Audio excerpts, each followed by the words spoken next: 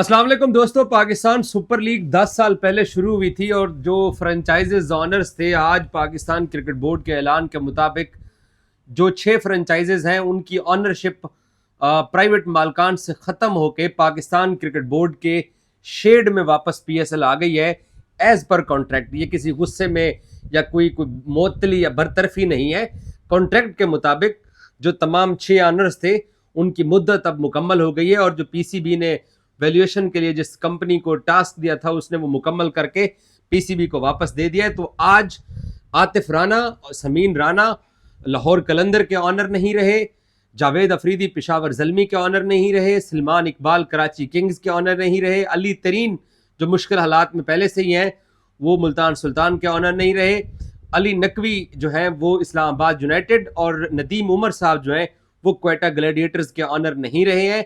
As per contract Pakistan cricket board अब तमाम 6 PSL की फ्रेंचाइजेज की नई जो है वो कीमत मुकर्रर करने जाएगा और उसके बाद पहला जो हक है फ्रेंचाइजेज की ऑनरशिप लेने का वो पुराने मालकान का है। तो प्रेस रिलीज के अंदर एक जुमला और भी ऐड था कि जो अहलियत के जो अहल फ्रेंचाइजेज साबका ऑनर्स होंगे उनको ऑफर किया जाएगा नया कॉन्ट्रैक्ट। अब देखते हैं कि 100 करोड़ की कोई एक फ्रेंचाइज बिकती है, क्योंकि सबसे पहले जो थी वो पीएसएल की सबसे महंगी फ्रेंचाइज 63 करोड़ की अली तरीन की मुल्तान सुल्तान थी और 10 करोड़ 11 करोड़ की क्वेटा ग्लैडिएटर्स थी। अब बात 100 करोड़ से ऊपर चली गई। सरदार औरंगजेब साहब मेरे साथ मौजूद हैं। मैं पहले पाकिस्तान सुपर लीग की फ्रेंचाइजेज की नई ऑनरशिप के बारे में, रेट के बारे में बाद में जाता हूं। जब पाकिस्तान सुपर लीग का प्रोजेक्ट स्टार्ट हुआ था, मतलब हम पाकिस्तानी क्लेम करते हैं कि फ़खर जमान पीएसएल से निकले और 2017 की उसने जाकर 1-2 साल बाद हमें चैंपियंस ट्रॉफी जिताई। शाहीन पीएसएल से आए, शादाब पीएसएल से आए, बहुत सारे ऐसे क्रिकेटर हैं। हसन अली। आपके लिए पाकिस्तान सुपर लीग की 10 साल की इस जर्नी में सबसे बड़ा क्रिकेटर कौन है जो पीएसएल ने प्रोड्यूस किया है? देखा, जितने भी नाम आपने लिए नो डाउट इन्होंने प्रोड्यूस तो किया है। हसन अली दे लें, चैंपियन ट्रॉफी अगर मैं कहूँ कि हसन अली ने सिंगल हैंडेड जिताई है तो वो गलत नहीं होगा। मोहम्मद आमर चूंकि साथ थे, लेकिन as a youngster man of the series रहे थे, वो मैन ऑफ द टूर्नामेंट रहे थे हसन अली। शादाब खान देख लें, जिस तरह उन्होंने चैंपियन ट्रॉफी खेली। फ़खर जमान बड़ा नाम है।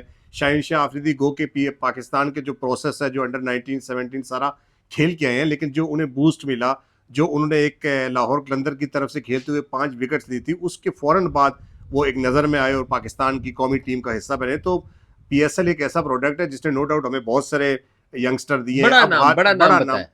देखिए, ये जो नाम मैंने आपको बताए सारे बड़े नाम है। हारिस रऊफ का अगर नाम मैं लूं तो हारिस रऊफ चूंकि जेन्युइन प्रोडक्ट अगर पीएसएल की अगर कोई कहे ना, वो एक हारिस रऊफ है। क्योंकि कहीं ना कहीं शादाब खान, हसन अली, ये सारे वो लोग हैं जो डोमेस्टिक या पाकिस्तान के सर्किट से आए हैं।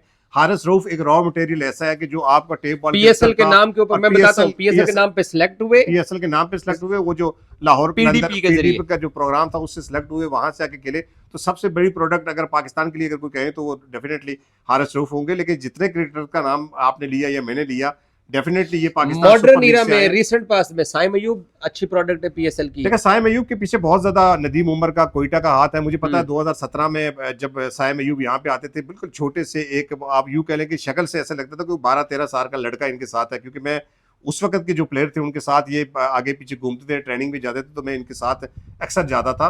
तो उनकी ग्रूमिंग में बहुत ज्यादा हाथ जो है वो कोयटा का और इसका है। नो डाउट के पीएसएल की प्लेटफॉर्म से ही वो ऊपर आए हैं, लेकिन उनकी ग्रूमिंग जो सारी हुई वो कोयटा में और नदीम उमर एसोसिएट जो है वहां से हुई है। लेकिन जो सबसे बड़ा स्टार अगर पीएसएल का कह सकते हैं तो मेरे ख्याल में वो हारिस रऊफ ही होगा। ओके, अब आ जाते हैं अली तरीन का इशारा तो मिल रहा है कि पाकिस्तान सुपर लीग में शायद वो मुल्तान सुल्तान की ऑनरशिप को पाकिस्तान क्रिकेट बोर्ड उनको वो अपॉर्चुनिटी ना दे या इतना रेट लग जाए टीम का कि वो मैदान में ना आ सकें।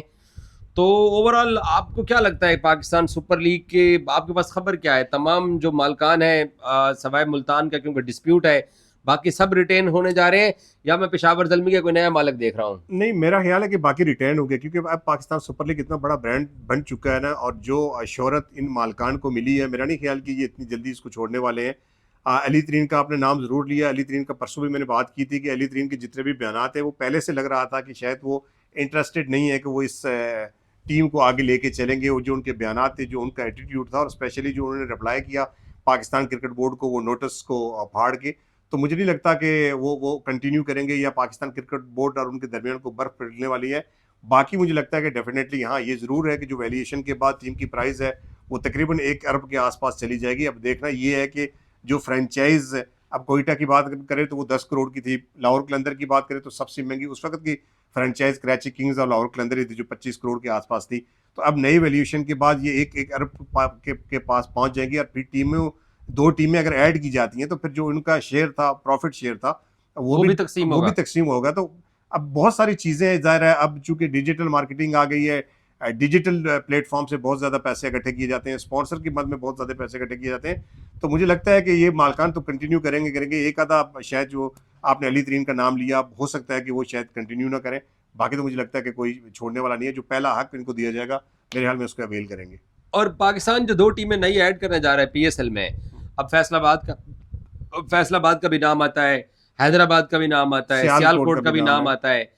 तो पंजाब से एक और टीम होनी चाहिए, सिंध से होनी चाहिए, केपीके से, बलूचिस्तान से एक टीम होनी चाहिए? मुझे लगता है पंजाब से ही टीम होगी। सियालकोट इस बड़ा फेवरेट है। सियालकोट की टीम मेरे ख्याल में एक शायद ऐड हो जाएगी और बाकी दूसरी टीम जो है वो भी सरप्राइज है, शायद वो सिंध से ही हो जाए।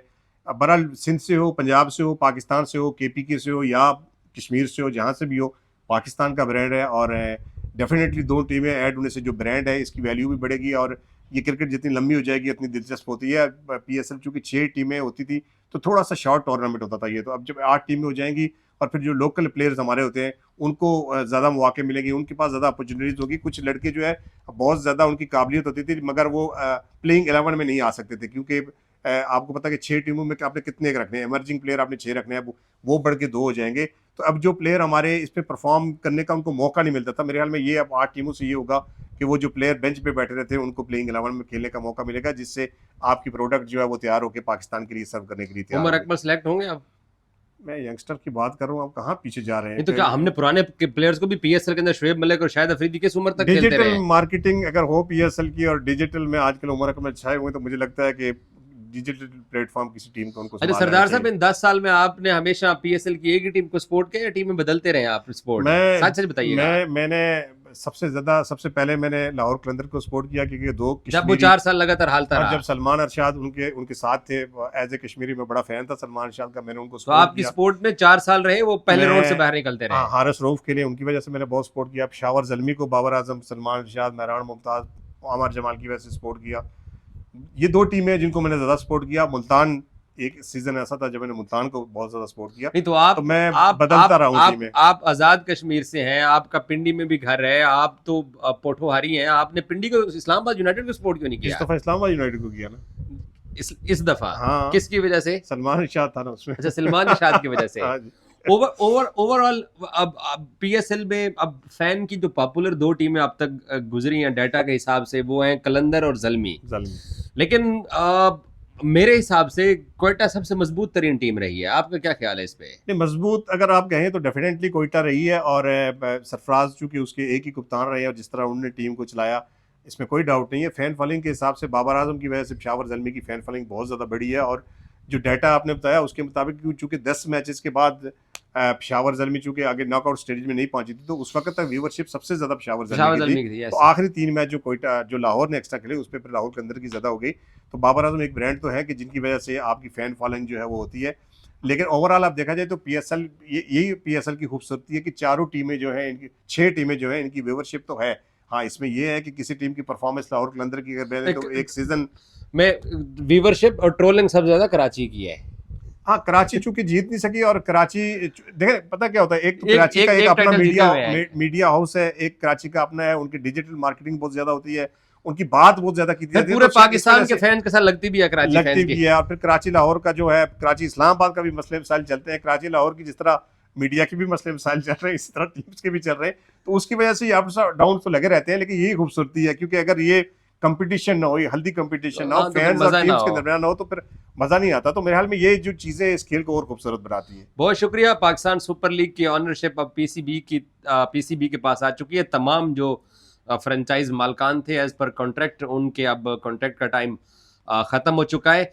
1 हफ्ते तक नई कीमत भी सामने आने वाली है और फिर देखते हैं कि कितने मालकान जो हैं वो अपनी दोबारा से अपनी फ्रेंचाइज को नई कीमत पर उठाकर अपने नाम के आगे फ्रेंचाइज ऑनर का नाम लिखवाने में कामयाब होते हैं। Thank you so much.